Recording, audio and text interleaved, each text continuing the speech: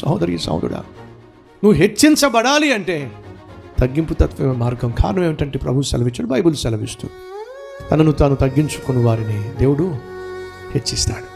తనను తాను హెచ్చించుకుని వారిని దేవుడు అణిచి పడేస్తాడు. ఈరోజు మనలో చాలామంది అనగగొట్టబడుతున్నారు.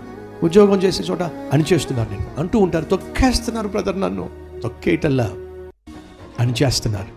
ఏం అణిచేస్తున్నారు? నీలో ఉన్న గర్వాన్ని అణిచేస్తున్నారు. కారణం ఏమిటయా అంటే అది ఫార్ములా అండి, దేవుడు ఏర్పాటు చేసిన ఫార్ములా. ఏమిటది? తనను తాను హెచ్చించుకునే గర్విష్టిని దేవుడే అణిచేస్తాడు. తనను తాను తగ్గించుకుని వారిని దేవుడే ఏం చేస్తాడు? హెచ్చిస్తాడు. ఫ్రెండ్స్, తమ చుట్టూ ఉన్న వారందరికీ ఆశీర్వాదకరంగా మారిన వారిలో సాధారణంగా కనిపించే లక్షణము దీనత్వం, తగ్గింపు తత్వం. మరి నీకు ఈ తత్వం లేకపోతే నీకు నువ్వు ఆశీర్వాదంగా ఉండవు, నీ కుటుంబానికి ఆశీర్వాదంగా ఉండవు, నీ చుట్టూ ఉన్న వారికి ఆశీర్వాదకరంగా ఉండవు. నీ చుట్టూ ఉన్న వారికి ఆశీర్వాదంగా నువ్వు మారాలి అంటే ఒకే ఒక్క మార్గం, దాసుని స్వరూపం, తగ్గింపు తత్వం. ఉందా?